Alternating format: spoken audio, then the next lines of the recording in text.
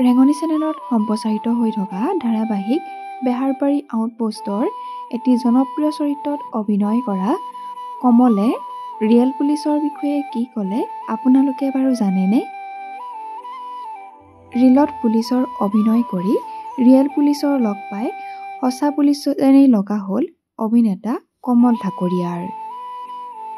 আপোনালোকে বাৰু বেহাৰবাৰী আউটপোষ্টৰ কমলৰ অভিনয় চাই কেনে পায় কমেণ্ট বক্সত কমেণ্ট কৰি জনাবচোন। লগতে যিসকলে তেওঁৰ অভিনয় চাই ভাল পায় তেওঁলোকে প্লিজ এটা লাইক কৰি দিব। ভাল লাগিছে, এনেকুৱা পৰিৱেশটো মই দেখাও নাছিলোঁ আগত, এতিয়া নতুনকৈ দেখিছোঁ, সেইটো কাৰণে ভাল লাগিছে।